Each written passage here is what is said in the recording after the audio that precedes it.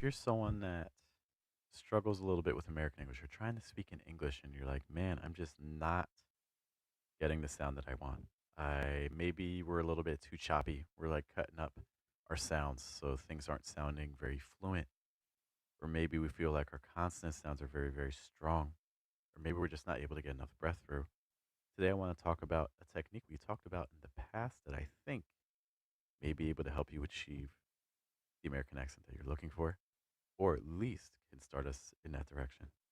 Good morning, guys. Good evening. Good afternoon. Welcome to your American English Pronunciation Review Show. This is the Schwa Mill. We are here right now, right around 7 a.m. New York on Mondays, Tuesdays, and Fridays.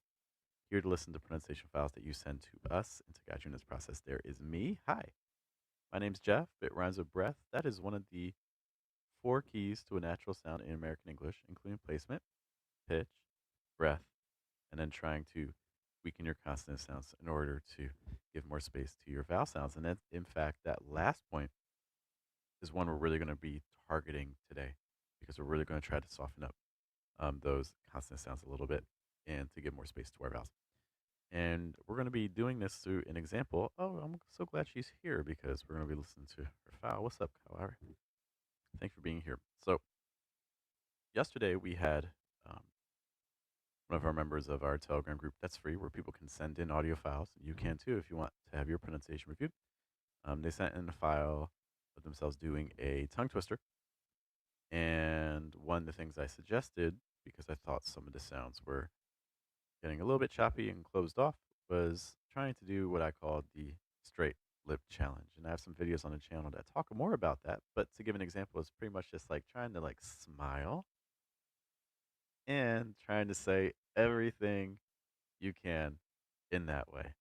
And talking like this might feel a little bit unusual because you may be used to having some very exaggerated mouth movements as you talk.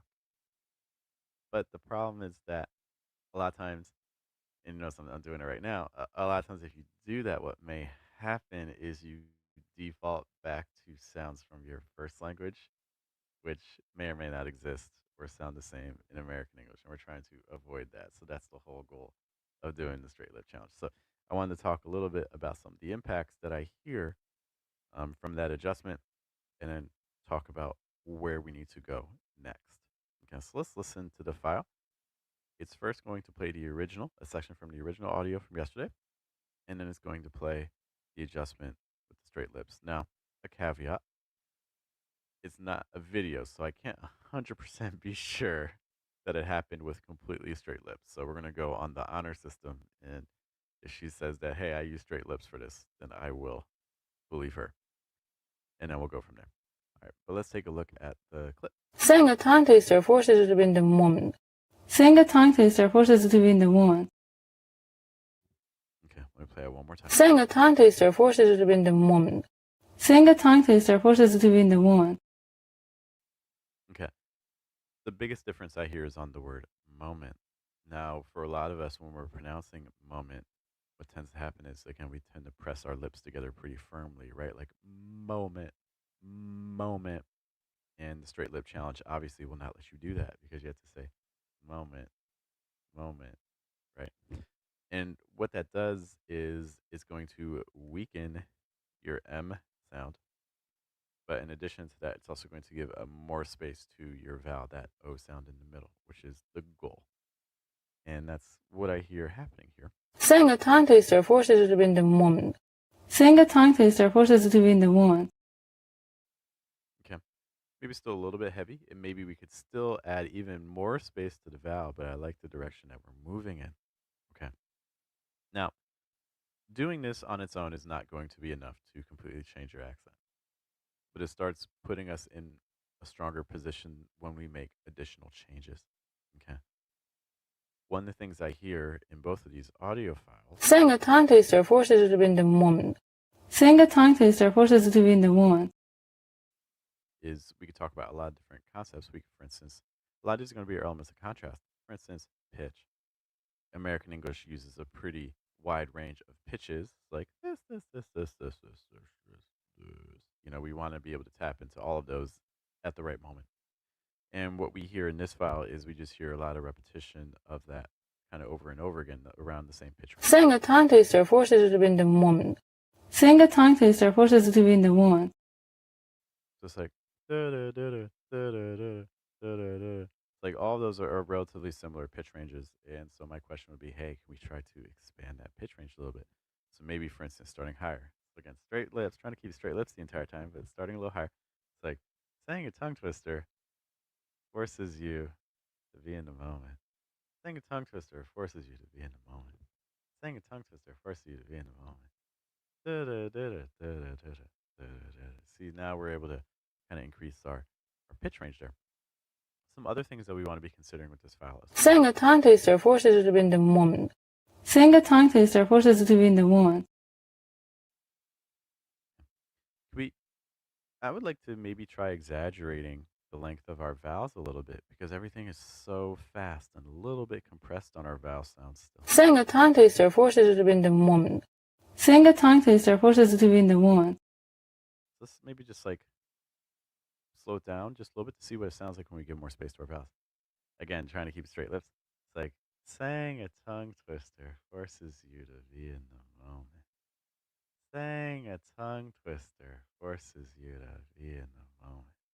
You see that we're getting a lot of breath and diaphragm work and a lot of air moving through, which is these are goals of American English. It's going to by giving more space to your vowel sounds, you're going to give more space to your breath to move air because vowels are the sounds that move air much more so than consonants are. Okay. In addition to that, I know this is we have to keep the context clear. This is a tongue twister, and a lot of times with tongue twisters, the goal is to say them fast. Some things to consider. Um,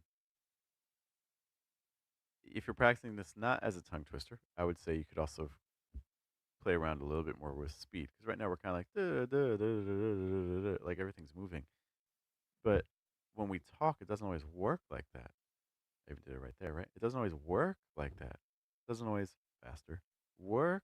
Slow down like that. Fast again. So playing around with pacing is also going to be really clear here. So as an alternative to practicing this as a tongue twister. Saying a tongue twister forces you to be in the moment. Saying a tongue twister forces you to be in the moment. It's like saying a tongue twister forces you to be in the moment. Like something like that. Saying a tongue twister forces you to be in the moment. Something like that. So playing around with speed, a couple identifying a syllable, two syllables where you can kind of slow things down just to break things up. Because if you never break it up, it can be hard for your listener to understand the things you're saying. A final thing that I'll say for this file, especially the second one, where we actually do the straight lip channel. Saying a tongue twister forces you to be in the moment. Saying a tongue twister forces you to be in the moment. I noticed this for the first two thought groups, not as much for the last two thought groups. The linking of thought groups. If you want something to sound more natural and join together and fluent, you have to watch out how you're joining your thought groups together, and you want to try in general to minimize that pause. So instead of saying like saying a tongue twister forces you to try doing something like saying a tongue twister forces you to. Do you see how the breath doesn't stop? Tongue twister forces you. Tongue twister forces you. You see the difference between those two. We want to keep the breath flowing even when the thought group ends, and this is going to help your speech sound a little bit more connected. All right. Before we head out today, I do want to thank Kyra and everyone else in Telegram group for sending audio files. Please continue to do so. And if you would like your own audio file to be looked at in a future episode, um, join Telegram group. Hello to Ilya. Good to have you here. In addition to that, something I made a post about on the channels on the socials is that where did I put it? Oh, for channel members, just a quick update. Where I'm expanding all the classes that are available to our channel members at the American Eccentric level, that $5.99 level. So now you're going to be able to watch all of our group coaching classes, not just um, some of the earlier ones. Okay, so just to kind of walk through the schedule for group coaching classes that you can now watch live with us and interact with us in the chat. This sounds like something you'd be interested in. Our schedule is basically Mondays 9 to 9:30 a.m. New York, 9:30 to 10:30 a.m. New York, 11 to 11:30 a.m. New York, 12:45 to 1:15 a.m. New York, and 9 p.m. to 9:30 p.m. Again, all those times in New York. Then Tuesdays and Wednesdays we meet from 9 to 9:30 a.m., 10 to 10:40 a.m., 11 to 11:30 a.m., and then 9 p.m. to 9:30 p.m. Again, that's on Tuesdays and Wednesdays. And then on Fridays, you can watch and chat with us in our group coaching classes at 10 to 10:40 a.m. New York and 11 to 11:30 a.m. New York. You can watch with them, and you can also watch all the previous classes. I've done a lot of group coaching classes, so the minute you join, you already have access to like a thousand group coaching classes that you can peruse at your leisure. But again, just trying to give everyone uh, access to the content that we're talking about. Okay. Um, we have a quick question here. What about the O sound in the moment in the second audio? I liked it a lot more. Thought that having that the straight lip weakened the M sound and gave a little bit more space to your vowel. I think you can continue even giving a little bit more space to that O sound. But in general, I like the second one much more than I like the first one. All right. With that, I do have to run, but hey, thank you guys so much for hanging out with us. Look, there's a lot of pronunciation resources out there, so the fact that you are spending some time here with me is appreciated. I hope you guys have a good day, have a good night, and a good afternoon. You guys take care. Bye.